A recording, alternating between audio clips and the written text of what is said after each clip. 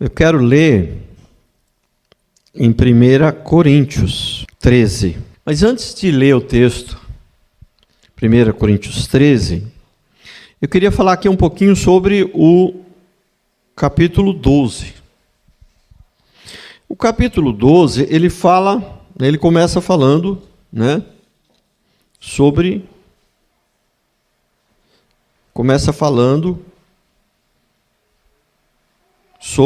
os dons, Começa falando sobre os dons, depois ele vai falar da unidade da igreja, mas o capítulo 12, basicamente, a ênfase aqui do capítulo 12, é os dons. E você sabe o que é um dom, O dom é um presente de Deus, é uma habilidade, uma capacidade que Deus dá para cada um, de acordo com a necessidade, com o propósito que Ele tem na vida da gente. Por exemplo, tem gente que tem o dom de cantar, tem outros que tem o dom de tocar um instrumento, tem pessoas que têm o dom, eu não tenho esses dons, por exemplo, Acho que se eu tenho um dom, é o dom de pregar, de cantar. Se eu fosse depender de cantar ou tocar um instrumento, ia passar fome, Então, ele está falando aqui dos dons. Mas tem esses dons, tem duas categorias de dons. Tem os dons assim, tipo, você tem o dom da generosidade, você tem o dom de tocar um instrumento, tem o dom de cantar. Essa é uma categoria de dom. Mas tem a outra categoria de dom, que é o negócio da profecia, orar em línguas, curar, Então, é uma outra categoria de dons, E aqui ele está se referindo mais a essa categoria. A igreja de Corinto, por incrível que pareça, é a igreja que mais praticava os dons, E por incrível que pareça, segundo Paulo, segundo Deus, porque Paulo falava em nome de Deus, era a igreja mais carnal que tinha, E muitas pessoas, porque tem alguns dons assim, se vangloria. E o dom, muitas vezes, que ele diz que tem, às vezes é até falso, Então, é interessante porque no final do capítulo 12, então, que ele está falando sobre os dons, aí quando ele chega no final, então, no versículo 31, ele diz: procurar os melhores dons, e agora vos mostrarei um caminho muito superior. Aqui na versão da minha Bíblia, diz: agora, depois de ter falado dos dons, ele fala: agora eu vou mostrar um caminho. Quer dizer, ele não fala mal dos dons, ele não fala que os dons é coisa ruim, ele não fala que os dons estão errados. Os dons é coisa boa, é coisa que Deus dá, é coisa boa. Mas aí ele vai falar: mas eu vou falar agora de uma coisa melhor.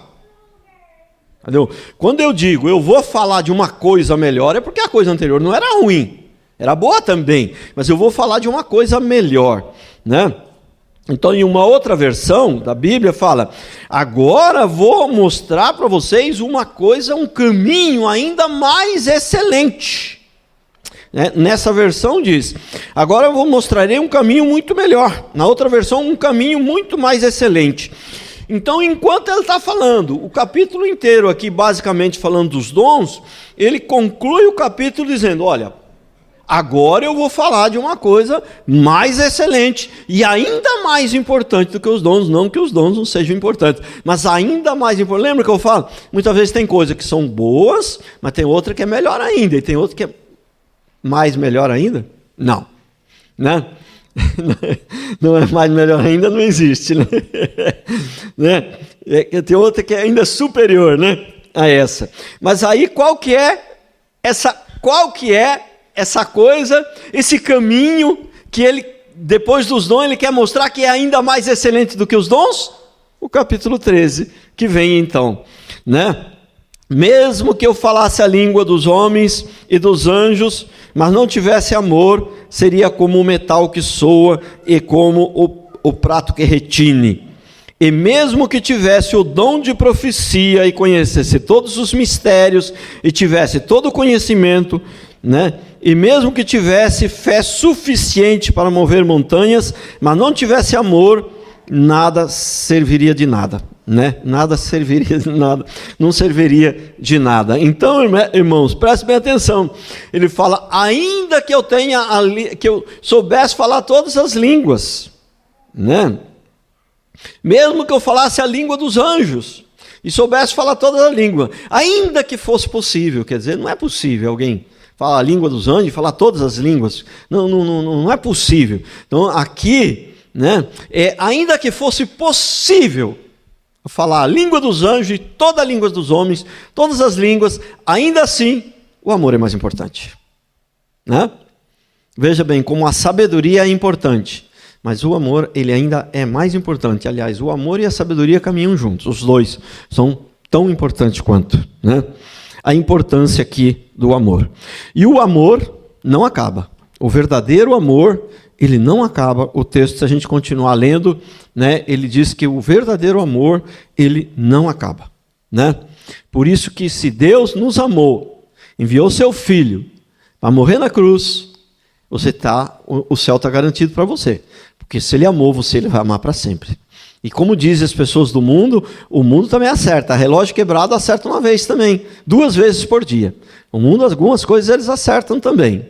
Né? Ele não vai jogar no inferno quem ele ama. Vê que o mundo muitas vezes fala isso? Né? E é verdade. Quem ele ama, ele não vai jogar.